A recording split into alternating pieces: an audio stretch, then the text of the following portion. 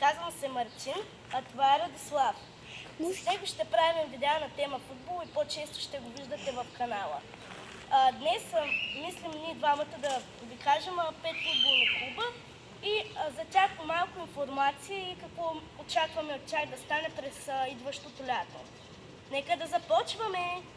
Първи отбор – Арсенал. Аз предполагам, че понеже след продажбата на Жоржиньо в Фламенго, Арсенал мисля, че могат да си позволят нещо по-сериозно да продадат двама-трима добри като Стърлинги. Или пък да кажем Хаверц и да си позволят да купят двама-трима хубави от някой по-силен. Или някой нападател, защото последните години имат проблеми с нападателите. Да, то само Сака и още, да кажем, двама починащи там. Предполагам, че може и да има смяна на треньора, като се замисля. Защото последните години не могат да спечелят и един трофей. И FA Cup вече не печелят, а с най-много FA Cup. Между другото, те са отбор, който почти никога не е бил във Висшата лига, в Чемпионшип. Даже нито веднъж не са били, като се замисля. А Ливърпул са печелили 5 пъти Чемпионшип. И Манчестър Сити 8 пъти. Да, те от 2007 май не са изпадали, или 2008. Те даже Сити най-много пъти са печелили Чемпионшип. Така, какво мислиш, че е най-голямата промяна в Арсенал? Аз смятам, че вече е крайно време да купят някой нападател, освен Габриел Жезус, нали? Да. Като, например, някой, не пак да експериментират с Мери, но... Аз бих казал първо да почнат с наем на някой играч, който си мисля, че ще им свърши работа. Или примерно може Джошуа Зиркзе. Да, от Манчестър Юнайтед, който и без това... Ама има други отбори, които могат да се заместват за него. Например, може да се вземе и Душан Влахович от Ювентус. Да, ама Ювентус също така са планирали да купуват Зиркзе през лятото. То даже още от зимата са го планирали. И се очаква продажбата да е или в Ювентус, или в Челси. Така че Арсенал не са много намесен. Ама Юнайтед за сега не но целта им е да привлекат някой нападател. Да, аз мисля, те в защита са супер. В халфовата линия може и още един-двама. И то под наем да ни... Като да речем тип Педе Валверде са силено да... Да, или типа да кажем... Офанзивен. Да. Или Никола Фачоли от Фиорентина. Така. Втори отбор. Байер Леверкузен.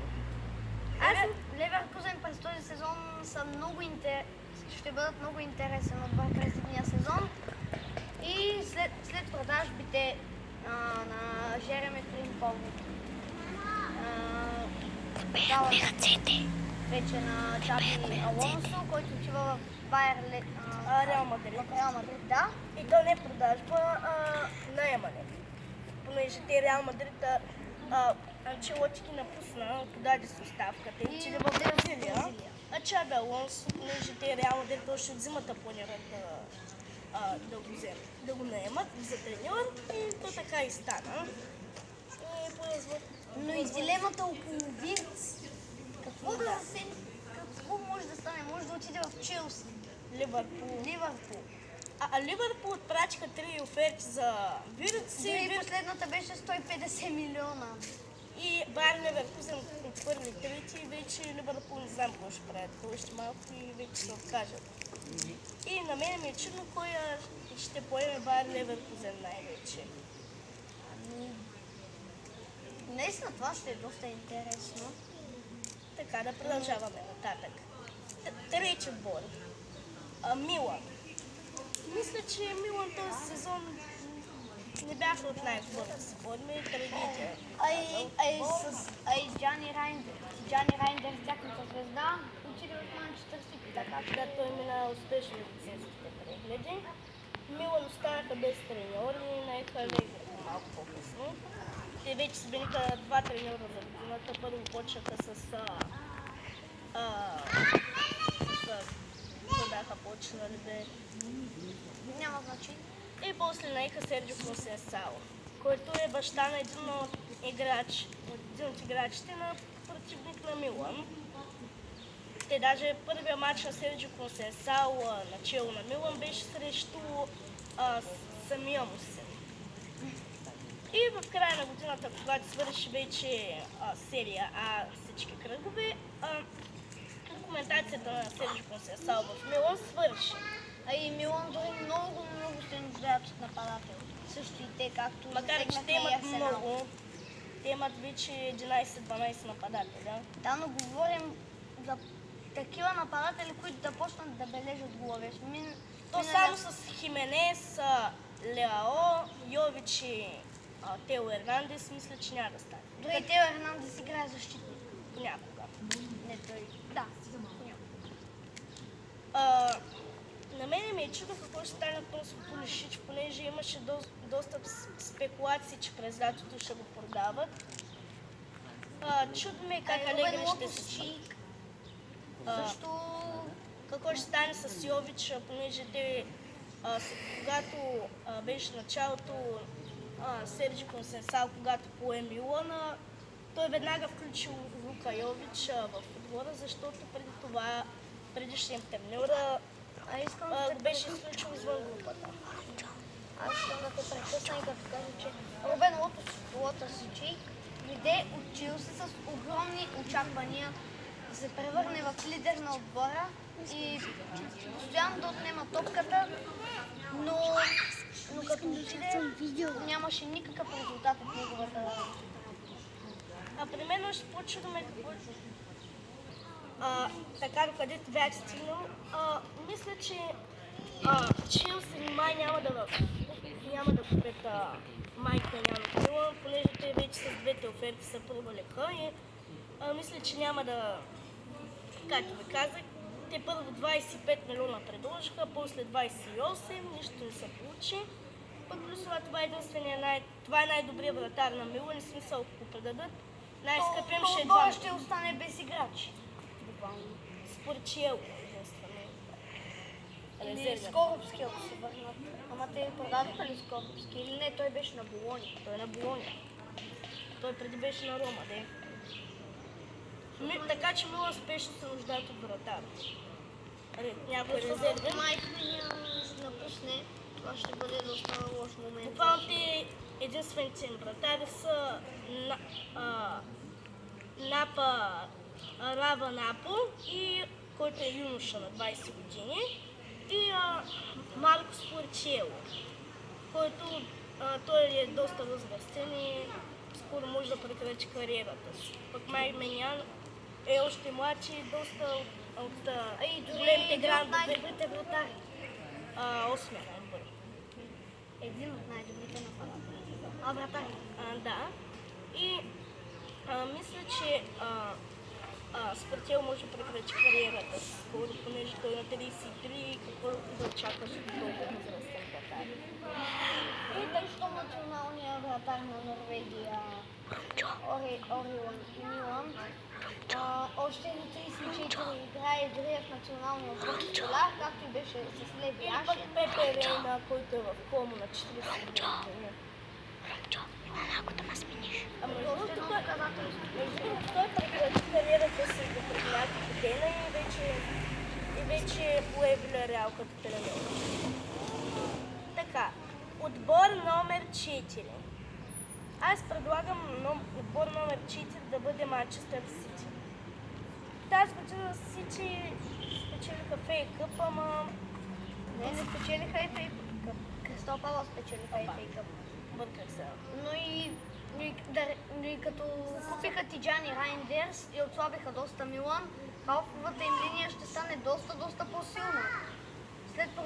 Най-вероятно Кевин Де Бройне ще напусне или Той дори сигурно напусна, е де. напуснал. Го напусна. Ето, Джак Грилиш мисля, че ще бъде най-вероятно може да блокиран. отиде в Манчестър Юнайтед. Има 38% шанс да отиде в Манчестър Боб, Юнайтед.